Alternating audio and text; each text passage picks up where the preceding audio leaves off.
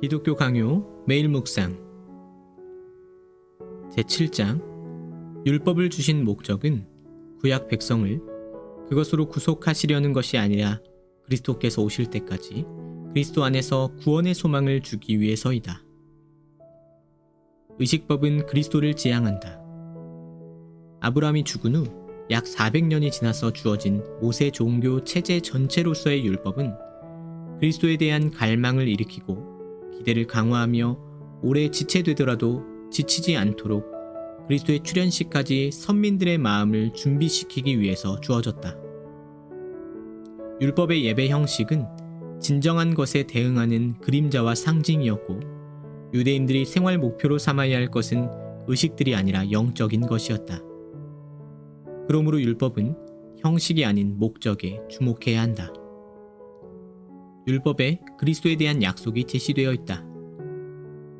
다윗의 가문을 통하여 세워진 왕국은 율법의 일부요 모세의 경륜 아래 포함된 것이므로 그리스도께서는 레위 지파와 다윗의 후손 사이에서 이중의 거울에 비치듯이 제시되었고, 이렇게 해서 죄와 죽음의 노예인 자들이 하나님 앞에서 왕과 제사장이 될 수 있었다.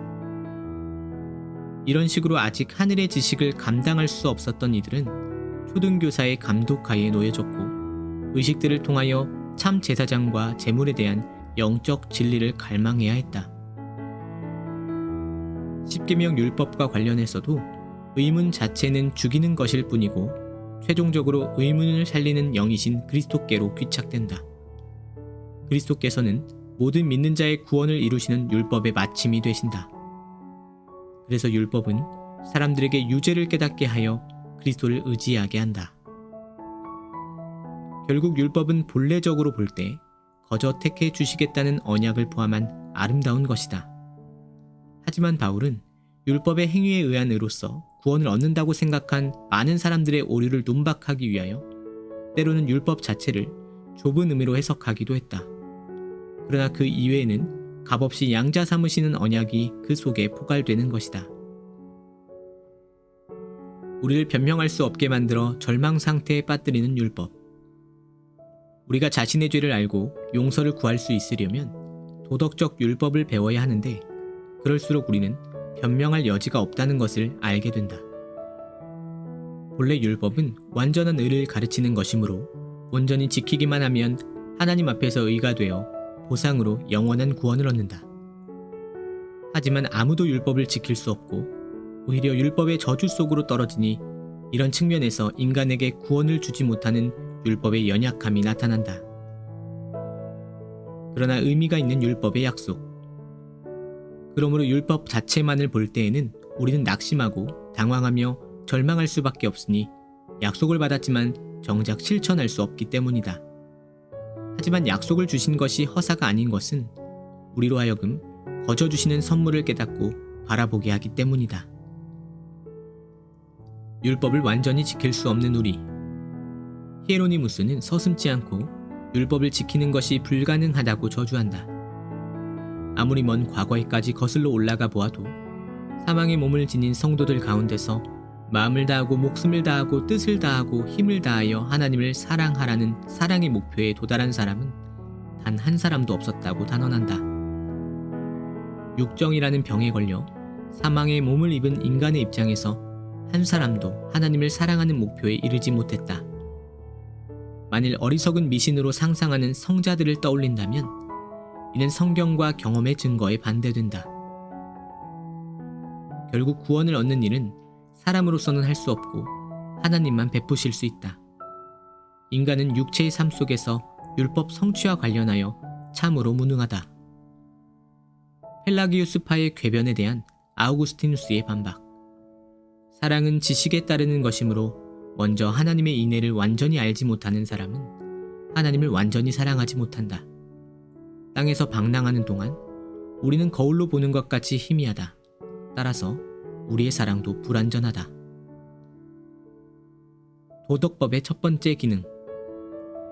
율법의 첫째 용도를 보자면 이 문제의 더욱 명확한 이해를 위해서 도덕적 율법의 기능과 이용 가치를 개관해야 한다.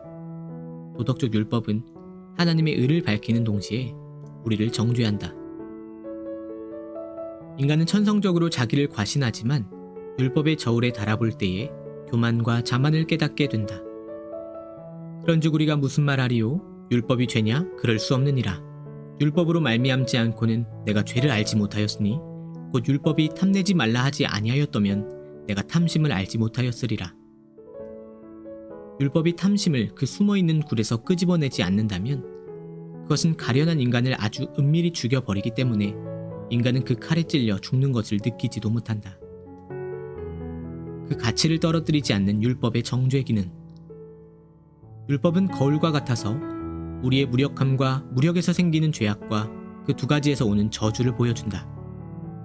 을을 따라가는 능력이 없으면 필히 죄의 수렁에 빠지게 되고 저주를 자초하는데 바로 율법으로 이것을 깨닫게 된다. 아우구스티누스. 만일 은혜의 영이 없으면 율법은 우리를 고발하며 죽이기 위해서 있을 뿐이다. 그러나 이와 같은 율법의 정죄 기능은 상대적으로 하나님의 인애를 더욱 분명히 칭송할 수 있게 해주니 율법의 지지 없이 우리를 양육하시는 하나님의 은혜가 더욱 고맙고 그의 자비가 더욱 아름답게 느껴진다. 율법의 정죄 기능이 신자와 불신자에게 미치는 영향. 율법을 통해 모든 사람이 사악하다는 것과 정죄를 받는다는 것을 확인할 때에 사람에게서 두 가지 반응이 나온다. 악인들에게서는 그들의 완강한 마음에 의하여 공포심을 일으킨다. 신자들은 하나님의 자비에 매달리고 그리스도를 구한다. 우리를 고발함으로써 은혜를 구하게 만드는 율법.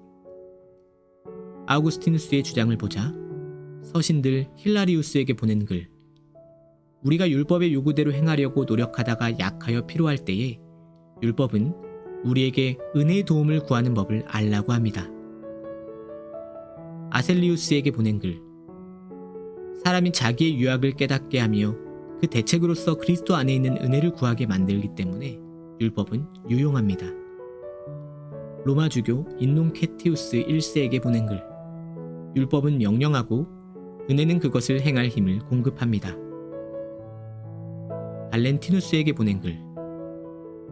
첫째, 우리가 할 수 없는 일을 하나님께서 명령하시는 것은 우리가 그에게서 구해야 할 것을 알게 하시려는 뜻입니다. 둘째, 율법을 주신 것은 우리를 책망하고 책망을 받은 우리가 두려워하며 두려워함으로 용서를 빌고 우리 자신의 힘을 믿고 감히 행동하지 않게 하시려는 뜻입니다. 셋째, 율법을 주신 목적은 위대한 체하는 우리를 작게 만들고 우리 자신에게는 의를 얻을 힘이 없다는 것을 증명하며 무력하고 무가치하며 빈궁한 우리가 은총으로 피난하게 하려는 것입니다. 아우구스티누스 자신의 고백. 오 주님이여 행동하소서. 자비하신 주님이여 행동하소서. 완수할 수 없는 일을 명령하소서. 아니, 당신의 은총을 받아야만 할 수 있는 일을 명령하소서. 사람은 자기 힘으로 할 수 없으므로 모든 입이 막히고 아무도 자기를 큰 것으로 여기지 않게 하소서.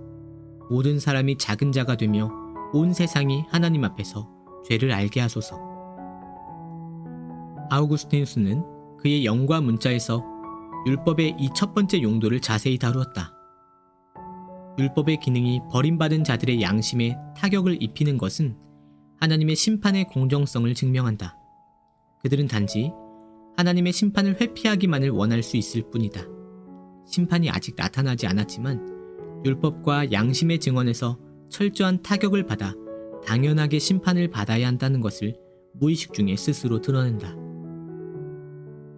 악인들로부터 사회를 보호하는 율법. 둘째 용도, 율법은 공포심을 일으켜 악행을 억제한다. 그러나 이 경우 단순히 억제된 것이므로 하나님 보시기에 여전히 죄인이니 하나님께 복종하겠다는 마음의 자세를 갖추는 것이 아니다. 무서운 율법만 방해하지 않는다면 곧 다시 폭발할 자세가 여전히 지속되고 있다. 이렇게 억제되고 강요된 의는 주님께서 사회를 평온케 하시는 방법이니 인간 사회를 위하여 필요하다. 아직 성결의 영을 받지 않은 하나님의 자녀들도 이런 감독을 받는 것이 유익하니 부르심을 받을 때에 규율에 대한 지식을 어느 정도 갖게 된다. 참으로 율법은 그냥 버려두면 한정없이 뻗어나가는 육에 미친 듯한 정욕을 억제하는 굴레이다. 법은 옳은 사람을 위하여 세운 것이 아니요 오직 불법한 자와 복종치 아니하는 자며 경건치 아니한 자와 죄인이며 거룩하지 아니한 자와 망령된 자며 아비를 치는 자와 어미를 치는 자며 살인한 자며 음행하는 자며 남색하는 자며 사람을 탈취하는 자며 거짓말하는 자며 거짓 맹세하는 자와 기타 바른 교훈을 거스리는 자를 위함이니. 율법은 우리를 그리스도께로 인도하는 초등교사의 역할을 한다. 장차 중생할 사람을 대상으로 특별한 역할을 하니 하나님께서 중생시키시기 직전까지 굴레를 통하여 그들을 안전하게 보존하신다. 하나님을 모르는 가운데서 이리저리 더듬거려 본 경험이 있는 사람이라면 누구나 율법의 굴레로 말미암아 하나님께 대한 두려움과 공경을 유지하다가 드디어 성령으로 중생하면서부터 충심으로 하나님을 사랑하기 시작했다는 것을 우리 모두 인정할 것이다. 신자들에게도 필요한 율법, 셋째 용도. 이것은 율법의 중심적인 목적에 가까워 가장 중요한 기능을 발휘하니 하나님의 영이 이미 그의 영혼 속에 사시며 주관하시는 신자들 사이에서 이것이 발견된다. 첫째로, 신자들 자신이 앙모하는 주님의 뜻의 성격을 매일 철저하게 배우며 확고하게 이해하는 훌륭한 도구이다. 둘째로, 율법을 묵상함으로 복종의 열성과 힘을 얻어 범법의 미끄러운 길에 들지 않게 된다. 하지만 율법은 명령과 위협으로 사람의 영혼을 무겁게만 하지 않고 거기에 동반하는 은혜의 약속인 중보를 붙잡아 기쁨과 즐거움을 누리게 한다. 신자에게서 율법을 폐하려는 것은 그릇된 처사다. 율법의 이러한 구별을 잘 깨닫지 못한 채 율법을 전폐하려는 것은 악한 생각이다. 확실히 모세는 성도들에게 주는 좋고 훌륭한 용도로 율법을 말했다. 율법은 의의 완전한 모범이므로 우리의 생활을 지도하는 영원 불변의 유일한 표준이다.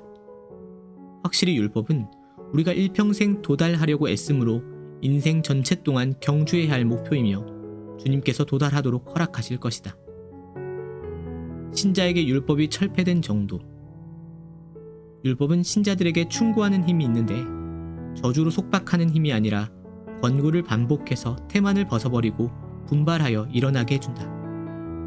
그러므로 신자가 율법의 저주로부터 해방되었다고 하는 것은 그들의 양심을 정죄하며 파멸에 몰아넣는 것과 관련될 뿐이다. 주님께서도 율법을 폐한다는 생각을 명확히 부정하셨다. 성경으로서의 율법은 가르치고 경고하며 책망하고 시정함으로써 우리 신자들이 모든 선행을 실행할 수 있도록 단련시키며 준비시킨다. 우리를 정죄하지 않는다는 차원에서 폐기된 율법. 율법의 행위에 속한 자들의 경우, 즉 죄의 용서에서 자신의 의를 찾지 않는 자들은 여전히 저주 아래 있으니 율법의 속박은 매우 엄격하여 철저한 벌을 조금도 완화하지 않고 어떤 범행이든지 반드시 처벌하기 때문이다. 그리스도께서는 이 저주에서 우리를 속량하기 위하여 저주를 대신 받으셔서 우리로 하여금 아들의 명분을 얻게 하셨다. 따라서 그리스도인은 율법의 저주로 말미암는 죽음의 공포심으로 양심을 괴롭히는 끝없는 노예 상태를 벗어났다. 그러나 율법의 권위는 조금도 감해지지 않았으니 경외심과 복종심으로 계속 율법을 받아들여야 한다. 의식적 율법. 의식들의 경우 그것의 효과가 없어진 것은 아니지만 더 이상 사용하지 않게 되었다. 그리스도께서 오셔서 의식을 끝내셨지만 신성함은 존중하셨다. 그리스도의 죽음과 부활의 권능들이 의식들에서 나타났기 때문이었다. 그러나 본체는 그리스도이시기 때문에 의식적인 그림자는 폐지되었다. 성소의 휘장이 찢어진 것은 이런 의미 때문이다. 율법과 선지자는 요한의 때까지요, 그 후부터는 하나님의 나라의 복음이 전파되어 라는 그리스도의 말씀도 이것을 가르친다. 족장들은 이것을 희미하게 보았지만 우리는 대낮에 보게 되었으므로 하나님의 교회는 마땅히 초보적 단계를 초월해야 한다. 골로새서 진술에 나타나는 문제. 범죄와 육체의 무할례로 죽었던 너희를 하나님이 그와 함께 살리시고 우리의 모든 죄를 사하시고 우리를 거스르고 불리하게 하는 법조문으로 쓴 증서를 지우시고 제하여 버리사 십자가에 못 박으시고 통치자들과 권세들을 무력화하여 드러내어 구경거리로 삼으시고 십자가로 그들을 이기셨느니라. 우리를 대적하는 법조문으로 쓴 증서를 도말했다는 바울의 말에 대한 바른 해석. 이것은 율법 전체가 철폐되었다는 것이 아니고 용서 없는 엄격성을 가리키는 것도 아니다. 이것은 의식적 율법의 철폐를 가르친다. 그런데 좀 더 엄밀하게 보자면 우리를 대적하는 증서는 이방인과 유대인 사이를 가로막던 장애물을 가리킨다고 보는 것이 좀 더 정확하다. 아우구스티누스가 해석했듯이 유대인들이 제사 의식을 통하여 반복한 유죄 고백은 일종의 증서와도 같았는데 그리스도의 속량으로 말미암아 이것이 폐지되었다는 의미이다.